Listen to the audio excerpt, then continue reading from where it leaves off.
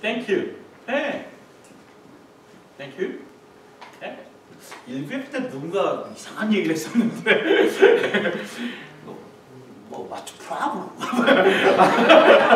워낙 너무 프라블 한다고 보니까 1부회 때 그런 얘기를 하다 보니까 어디 한다고 그러겠어요?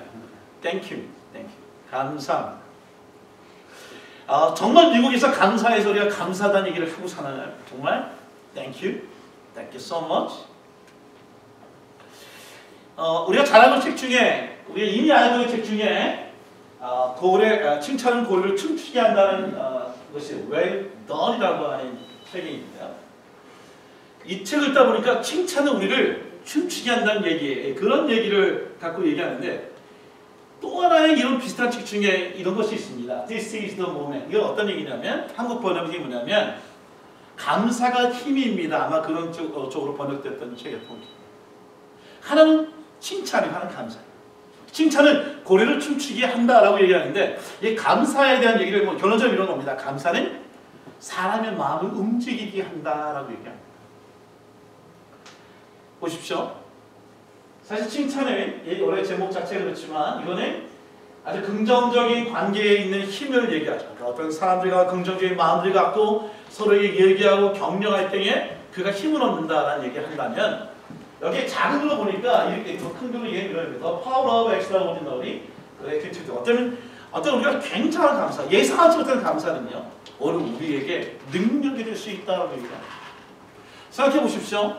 감사는 마음을 움직이고 사람을 움직이고 세상을 움직이는 것이 당연할 수 있죠. 책 중에 이런 것이 있습니다. 내게 갑자기 무슨 일이 일어나도 사랑하는 사람들에게 고마움을 전하지 못한 것을 후회하지 않은 자신입니다. 이런 얘기입니다. 우리가 만약에 정말 오늘 하루가 죽는 날이에요. 지금 죽는 날이라면 우리가 누군가에게 전해서 고맙습니다라고 얘기할 사람이 있느냐는 것입니다. 실제로 이 사람은 1년 동안 자기가 죽는 가운데 준비하면서 44명의 자기에게 그 은혜를 베풀었던 사람을 찾아다니며 직접 감사했습니다. 키워주셔서 감사합니다. 낳아주셔서 감사합니다. 가르쳐서 감사하는 얘기를 하고서 1년 동안 그걸 하고 난 다음에 후회 없는 죽음을 갖겠다라고 얘기합니다. 책 중에 이런 것이 있어요. 진심 어린 감사는 누구나 자기의 삶에 대해 은혜라는 느낌이 있을 때만 합니다. 내가 만약에 땡큐를 하고 있지만 그 사람에 대해서 내가 어떤 은혜라는 것을 느끼지 못한다면 그건 감사가 아니라는 것입니다. 가끔 우리 아이들이 그렇죠. 어느 순간 지난주에 김장로님의 간증이 기억나요. 감사의 반대는 불평과 불만이 아니라 뭐라고 얘기하죠? 당연합니다. 옛날 우리 아이들에게 1불짜리만 줘도 땡큐 하고 좋아하던 때가 있었어요. 근데 이전에 10불을 줘도 당연함처럼 하는 때가 있어요. 어느 순간 이게 받는 거에 능숙하다 보면 은혜라는 느낌을 같이 못할 때가 있다는 거죠. 당연한 의미죠.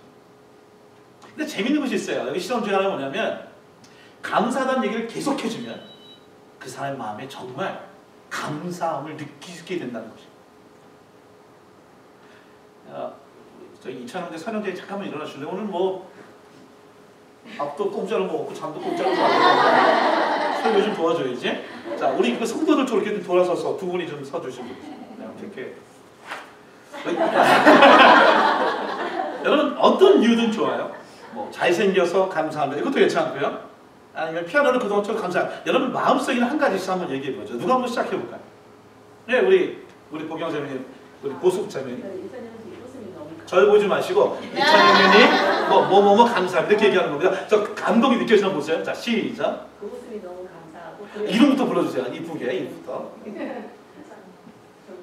다시 한번 처음부터 다시 한번 처음부터 크게 얘기해주세요. 네, 이찬영 선생님 그 모습이 너무 그리웠고 감사했습니다. 선생님 치고는 문법 좀 이상하지만 웃음에 감사하는 거예요, 그죠? 오케이, 또 누가 있나요? 네, 나나 사모님. 또 보경자매님.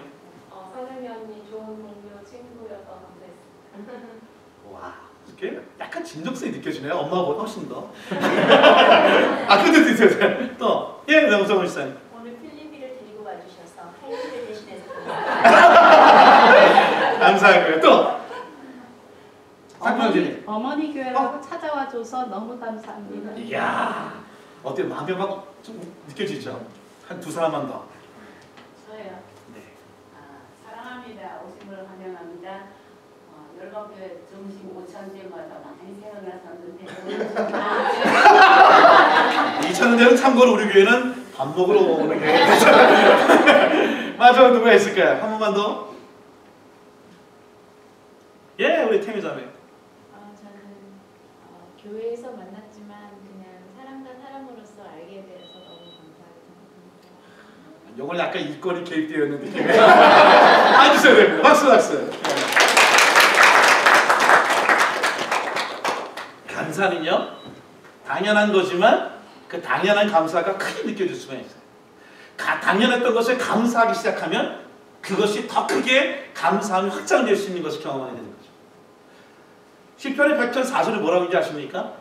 하나님 나라의 문을 여는 게 뭐냐? 하나님의 궁전에 들어가는 게 뭐냐? 그것이 감사함이라고 얘기합니다. 같이 읽어보세요. 시작. 감사함으로 그 문에 들어가며 찬송함으로 그 궁전에 들어가서 그에게 감사하며 그 이름을 송축할지어다.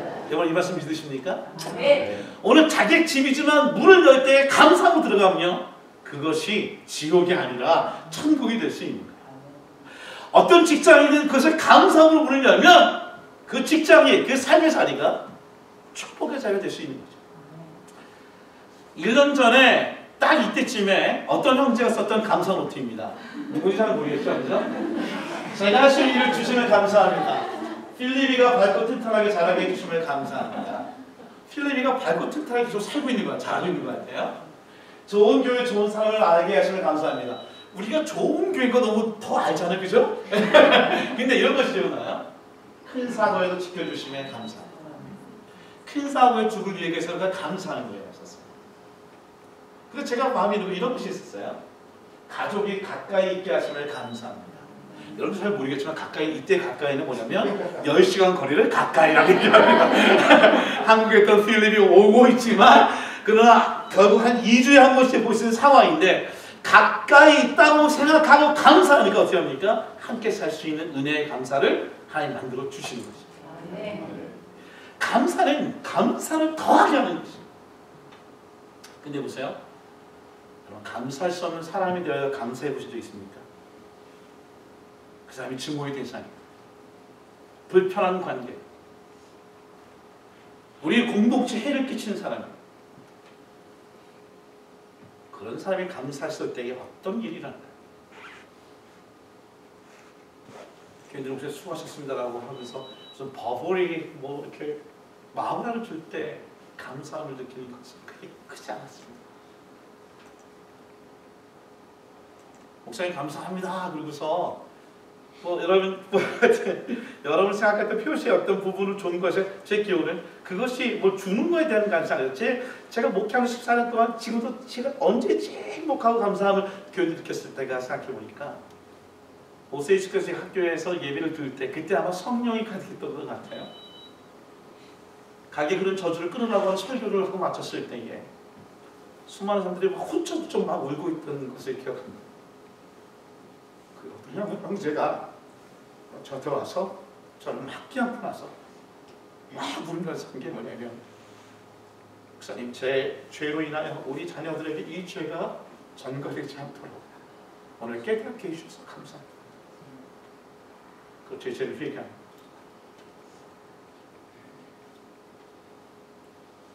감사는 죄인의 마음도 변화시킬 수 있지만 거꾸로 생각하면 우리가 하나님 사랑합니다, 하나님 찬양합니다 라고 손을 들고 찬양하는 것보다 더 큰 액션은 뭐냐면 하나님 잘못했습니다, 하나님 죄인입니다,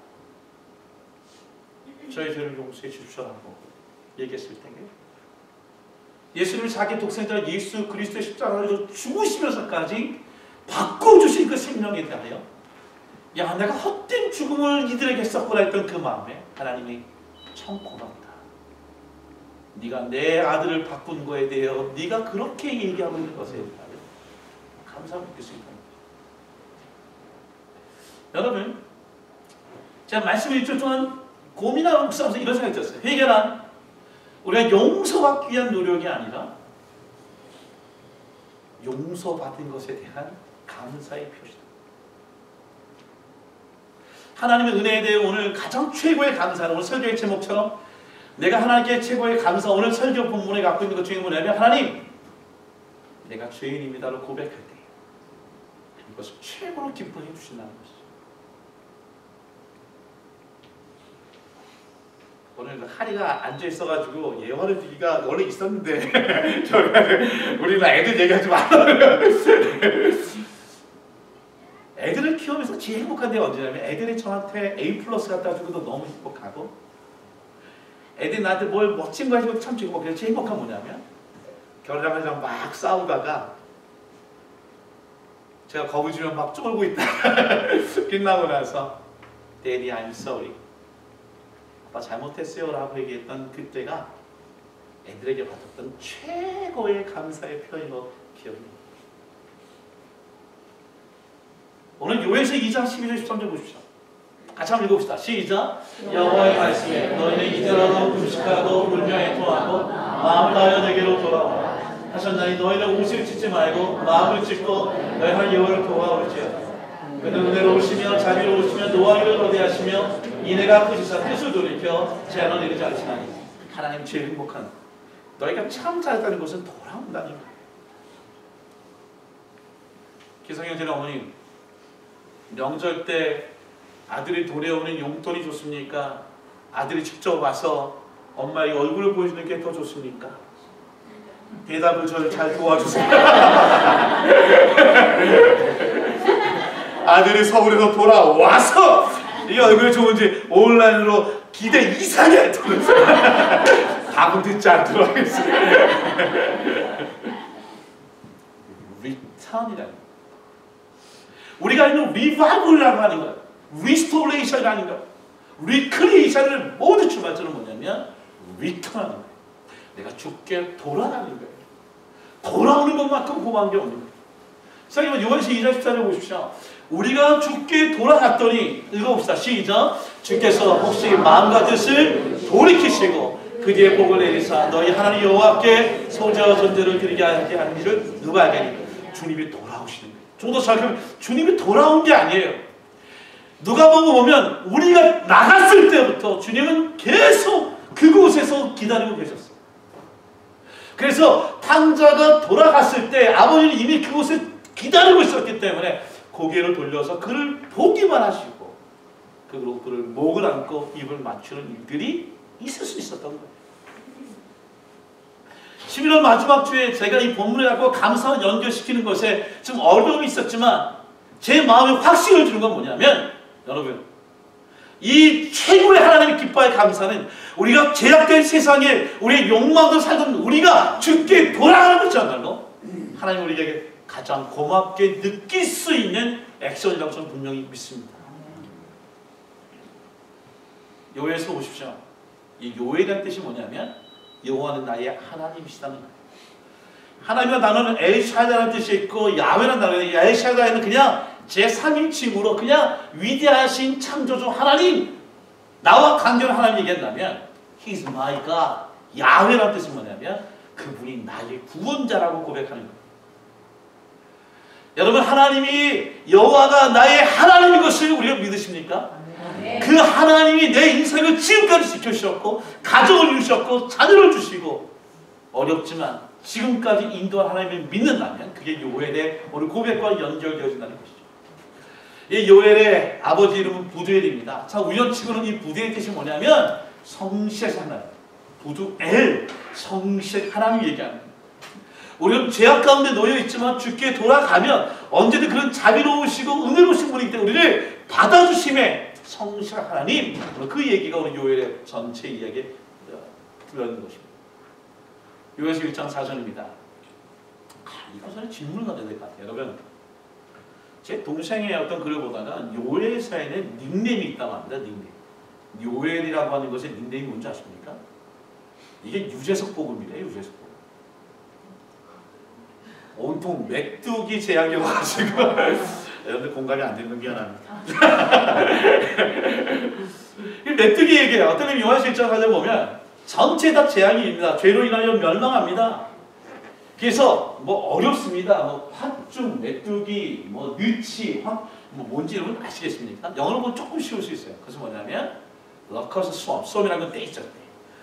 메뚜기 떼가 한번 와서 먹어갑니다. 근데 그걸 끝나는 게 아니에요. 좀 그레이트 러커스, 좀 큰 메뚜기가 와서 남은 거 먹고요. 그 다음에 조금 더 영한 먹고요. 또 남은 있는 그것까지인 거 아들 러커스가 와서 다 먹는 상황이 지금 요에서에 있는 죄로 말미암아 재앙 가운데 있는 노예에 있는 현실의 모양입니다. 뭐 때문에? 죄 때문에. 근데 어떻게 합니까? 주께 돌아오는 자들에게 주시는 하나님의 약속이 있습니다. 요에서 2장 24절 보십시오. 같이 한번 읽어봅시다. 아까 읽었던 건데 시작.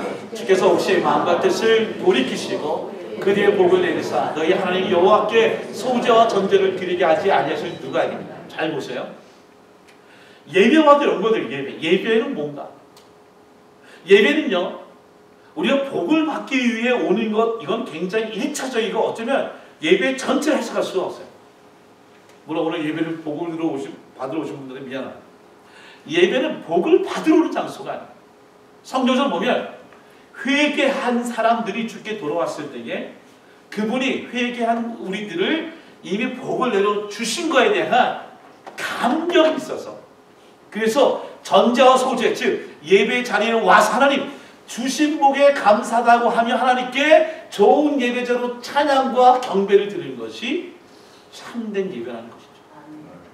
그리고 어떻게 보면 기본적으로 내가 죄인인 것을 내가 깨닫고 이 죄를 회개했을 때에 용서해 주신 그 은혜에 감격스러워서, 그러니까 이미 우리에게 뭔가 또 주세요가 아니라 이미 주신 이 구원의 은혜만으로도 너무나 감격해서 나와서 찬양하는 것이 예배라는 것입니다. 그건 안 되면 주시는 그 덤으로 주시는 은혜, 그 은혜죠. 여러분, 오늘 회개에 있는 성경의 요에서의 말씀을 오늘 보이지 않고 의심되는 말씀이 있는지 모르지만 오늘 이대로 믿으실 수 있는 여러분들에게 주의 이름으로 축원합니다.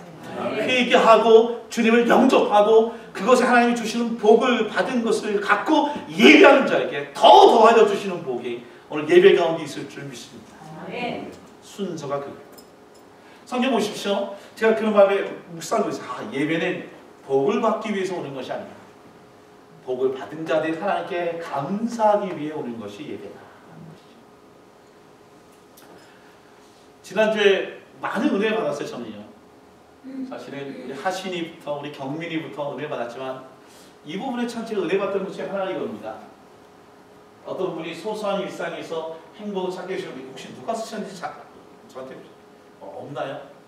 잘 모르겠는데 누군가에게 도움을 줄 수 있는 능력을 주셔서 참 좋은 것 같아요. 여기 사랑하는 열과 함께 다시 불러주셔서 진심으로 감사합니다.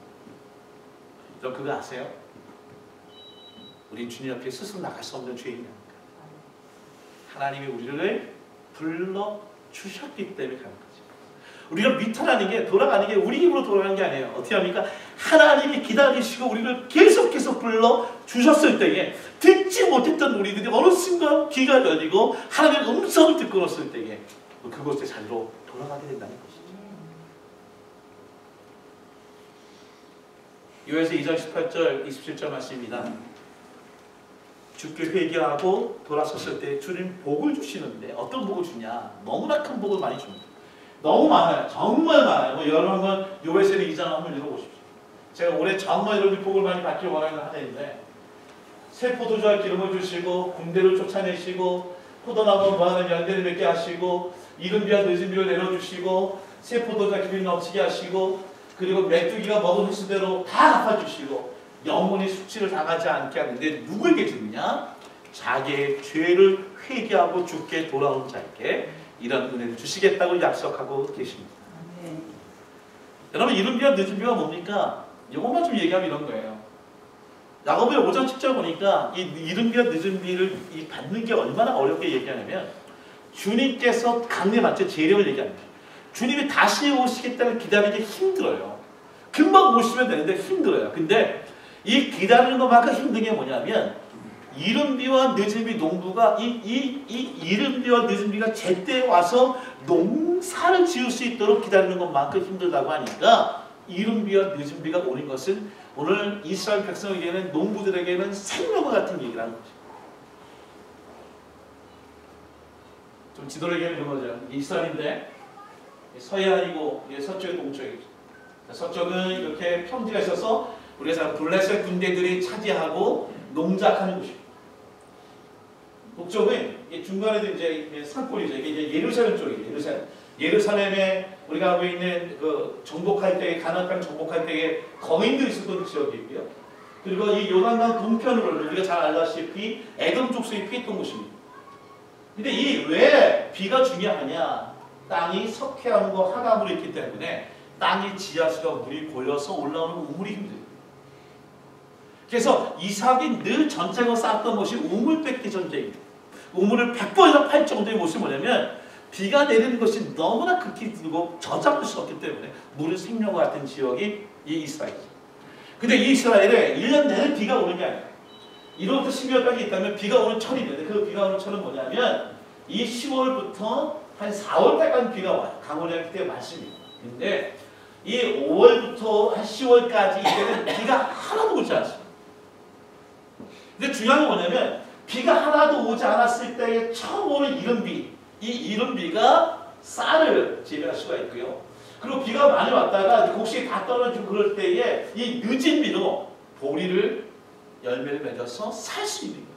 그러니까 이 늦은 비와 즉 이 10월 달에 내는 비와 여기는 5월 달에 내는 비가 내리지 않냐면 이스라엘 백성들은 굶어 죽을 수밖에 없는 상황이 놓여 있는 거예요. 근데 어떻게 하신다고요? 주께 회개하는 자들에게 이른 비와 늦은 비를 제때에 내려주시겠다고 약속해주고 계신다는 것입니다. 여러분 생각해보세요. 우리 인생을 살면서 참으로 많은 하나님께서 주시게 올 때들은 얼마나 많이 있습니다. 근데 그 복에 대한 부분에 보이지 않는 그 하나님의 그 이른 비와 늦은 비를 기다리고 있는 자들에게 회개한 자 주시는 이 약속을 믿는 자들에게 그 말씀대로 이루어질 줄 믿습니다. 근데 또 하나 중요한 건 뭐냐면 이 회개한 자들이 주신 은혜가 있습니다. 그건 뭐냐면 한번 같이 한번 읽어봅시다. 자, 시작. 그 후에 내가 내 영을 만민에게 부어주리니 너희 자녀들이 장래를 말할 것이며 너희 누구는 꿈을 꾸며 너희 젊은이는 이상을 볼 것이며 모든 육체의 그때에 내가 또 내 영을 남종과 여인에게 부어줄 것이다. 보십시오. 그 후에가 뭡니까? 내가 너희에게 복을 주고 난 다음. 앞부분에 모든 복은 사실 비저블한 블레싱이에요. 보이는 것이었어요. 근데 이 세상에 보이는 복을 주신 다음에 또 주는 복이 있는데 그 복이 뭐냐? 그것은 인비저블한 블레싱이라는 건 보이지 않는 것을 주신 거예요. 그게 뭘까요? 꿈을 꾸는 거예요. 환상을 갖게 되는 거예요. 이 땅을 영원히 살 것으로 사는 것이 아니라 이 땅에 채워지는 은혜도 있지만 이 땅 이후에 하나님 나라에 대하여 환상과 꿈과 비전을 주게 하시고 지금은 어두운 것 같지만 미래 하나님 주시는 은혜 가운데 볼 수 있는 은혜를 주시는 것이 회개한 자들에게 주시는 은혜입니다. 사도행전 2장에 똑같이 마시죠. 이 사도행전에 있는 말씀과 요엘의 말씀이 같은 의미죠. 근데 보십시오. 이 성령을 받고 안 받고의 차이를 어떻게 비교할 때 볼 때 이 책을 읽으면 참 좋은 예가 있어요. 보세요. 삶을 풀어야 문제가 아니라 경험의 신비라고 하는 걸 보면 이런 내용이 있습니다. 애벌레가 있습니다. 애벌레가 길에 늘어선 것들이 모두 다 문제인 거야. 조그마니까. 기억나시죠? 이렇게 막 기어다니는. 앞에 있는 돌덩이, 조그만 돌조각도요. 문제고요. 내과도 문제고 막대기 조그만 문제고요. 왜요? 나는 애벌레이기 때문에. 애벌레에게는 모든 것이 다 힘이 온 거예요. 새가 물고 가다 떨어지는 건 작은 나뭇가지도 혼신의 힘을 다해 겨우 넘어서는 거죠. 나뭇가지. 길가에 덩그러 놓여있는 작은 돌멩이도 넘어설 수 있는 거예요. 왜요? 내가 애벌레이기 때문에. 근데 어느 순간 내가 애벌레였다가 애벌레에서 벗어나서 나비가 되는 상황이 달라져. 그런 나비가 되고 나면 그런 것들은 문제가 되지 않죠. 더 이상 넘어설 수 없는 장애물이 아니라 날아가며 편안하게 둘러볼 구경거리입니다. 여러분 그런 경험하세요? 내가 믿음이 연약할 때가 이 부분이 너무 힘들었어요. 이 조그만 돌이 주면 나에게는 큰 바위고 산이고 암벽인 모습이에요. 근데 어느 순간 믿음의 눈으로 말씀을 통해 하나님을 경험하게 되고 바라보니까 왠가 너무나 작은 걸 갖고 내 인생의 목숨이 끊어질 것처럼 고민하고 고생한 적이 있지 않습니까? 문제는 나에게 문제가 있는 거예요. 내 안에 하나님의 마음이, 하나님의 영이, 하나님의 생각이 내 안에 임하게 되면 상황과 환경은 마치 날아가다가 구경거리가 되는 것처럼 과거의 것을 내가 그거 갖고 왜 그랬지라고 얘기할 정도의 하나님의 사랑으로 거의로 변하게 될 수 있다는 것이죠. 여러분 너무 힘든 일을 당하고 있습니까? 죽을 것 같습니까? 그것이 이루어지지 않을 것 같습니까? 그것이 상황과 환경의 핑계를 대기 전에 내 안에 주여 내가 회개하오니 하나님의 영을 내게 부으셔서 이 모든 문제를 담을 수 있는 하나님의 사람이 될 수 있도록 인도하여 주옵소서. 이 기도가 우리에게 먼저 선행되어야 할 것입니다. 요에스는 2장 13절 보십시오. 우리가 회개하는 자에게 주신다고 하는 이 은혜, 즉 복을 주시는 것과 이 영을 주시는 것에 대해서 이 회개에 대해서 잠깐 얘기하고 말씀을 정리하고 합니다. 여러분 어떻게 회개해야 될까요? 같이 한번 읽어봅시다. 자, 시작. 너희는 옷을 찢지 말고 마음을 찢고 너희 하나님 여호와께로 돌아올지어다. 그는 은혜로우시며 자비로우시며 노하기를 더디하시며 인애가 크시사 뜻을 돌이켜 장난 내리지 아니시라니. 옷을 찢으면서 기도할 수는 있다는 거예요. 삼각산에 가서 저희 할머니가 늘 기억이 나요. 저희 할머니는 원래 목사 어머니가 아니었어요. 혼자 있을 때에 포장마차 하셨대요. 술을 파셨대요. 혼자서 이렇게 혼자서 그 술 파시면서 아들을 키웠으니 얼마나 입이 걸걸하시겠어요. 은혜는 갔어도 그건 그대로 나오셔. 그러셨어요. 삼박산 기도에 가서 할머니 오늘도 소나무를 뽑고 오셨대. 그리고 그 다음날 며느리를 때려. 어려운 거예요. 저희 어머니 많이 맞으셨어요. 아니 어려운 거예요. 사실 소나무를 뺄 수 있고 옷을 찢을 수 있어요. 문제 갖고 회개할 수 있어요. 다시 안 하고 싶은 일이 있을 수 있어요. 근데 마음을 찢지 않고서는 또 그 죄에 반복되어 있는 우리의 모습이 있다는 거예요. 그래서 사도행전 2장 3절 보니까 뭐라고 얘기하면 베드로가 복음을 증거할 때 현상이 뭐냐? 그들의 마음이 찔린다는 거예요. 마음이 찔리고 우리가 어찌할 거라고 얘기한 다음에 그 주께 와서 회개하고 세례받고 제사함 받았더니 뭐가 되입니까? 성령을 선물로 주십니다. 여러분 이런 과정이 필요한 거예요. 내가 아무리 주님과 주의 영이 내게 마셔서 내가 하나님 이제 나처럼 살기를 원하는 아무리 외쳐도 이 과정 속에 내가 내 죄에 대하여 어찌할 거라고 하는 이 마음을 찢는 일이 없으면 결코 이런 일들이 우리에게 일어나지 않는다는 것입니다. 열왕기에 보십시오. 우상이 지배하던 때가 있었습니다.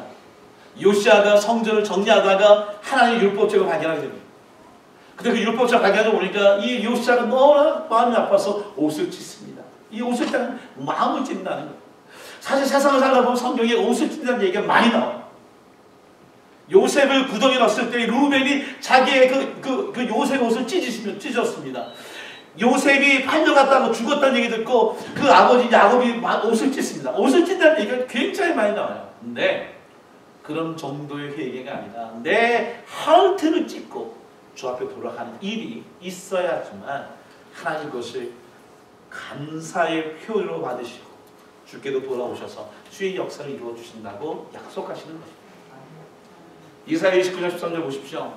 같이 한번 읽읍시다. 시작. 이 백성이 입술로 나를 존경하나 마음은 멀고. 여러분 말씀과 시편의 51편의 말씀은 지난 어저께 김일성 사님 새벽예배 이렇게 설교했던 이야기 아주 은혜 받던 말씀입니다. 다윗이 죄를 졌던 그 바세바의 간음의 얘기 사건 뒤에 있었던 시편 51편의 참여하는 장면이다. 이게 마음을 찢는 것 같아요. 여기 이렇게 얘기합니다. 하나님께서 구하시는 제사는 상한 심령이라 하나님이여 상하고 통회하는 마음을 주께서 멸시하지 아니하시라. 이 상한 심령이라는 말이 너무 모호하죠. 세 번은 보면 이렇게 얘기해요. 찢겨진 심령입니다. 주님은 찢겨지고 뒷부분 마음을 멸시하지 않습니다라고 얘기합니다. 찢어진 거예요. broken heart, broken spirit. 내가 갖고 있는 내 자아, 내가 습관적으로 했던 행동, 가게에 흘렀던 내 모든 어떤 죄에 대한 저주, 내가 습관적으로 행하는 이 죄에 대하여 해결받을 수 있는 일들에 내가 그냥 옷만 찢고 눈물 흘리고 어떻게 보면 내 안에 주님 오늘도 마치 하나님 옆에 죄 회개합니다고 외치지만 내 심령 안에 성령이 없다면 그것은 내게 아무 역사가 일어나지 않는다는 것입니다. 말씀을 정리합니다. 지금 시대가 그런 시대인 것 같아요. 오늘 옷을 찢을 정도가 아니라 마음을 찢을 시대에 살고 있는 것 같아요. 미국인 한국으로 봤을 때에 모든 사람이 통일할 때가 있는 것 같아요. 저의 옛날의 기준을 보면 지금 아마 광화문에 가서 있어야 할 상황인데 여기 있는 게 하나님의 은혜일 수도 있겠죠. 뭐 기사 경제는 아마 거기 갔어야 됐을 것 같고 뭐 이 사람도 많이 있는데 그 직접적으로 얘기하기보다는 한 2, 3년 전에 있었던 손봉호 교수님께서 오정현 목사님의 어떤 그 사건을 두고 썼던 말을 인용해서 말씀을 전달하라. 죽었으면 살았을 것이라는 내용이 있습니다. 이런 내용입니다. 이런 글을 쓰지 않아도 될 수 있기를 나는 얼마나 바랍니다. 개인적인 친분을 갖고 있던 사람에 대해서 공적으로 거기다가 부정적으로 판단하는 것이 정말 싫고 힘들다. 우리 복음이 주님 가장 강력한 장점 가운데 하나가 바로 회개하면 용서받고 용서한다는 사실. 바세바를 보면 다윗은 천인 공노할 만행이었지만 나단 선제 시절을 받자마자 그는 철저하고도 신실하게 회개했고 그것이 그를 그전보다 더 위대한 하나님의 종으로 만들었어요. 안타깝게도 정말 너무 안타깝게도 오정현 씨는 그럴 만한 신앙이 없어요. 여러분 우리 본문 내용을 보면 다윗이 어땠습니까?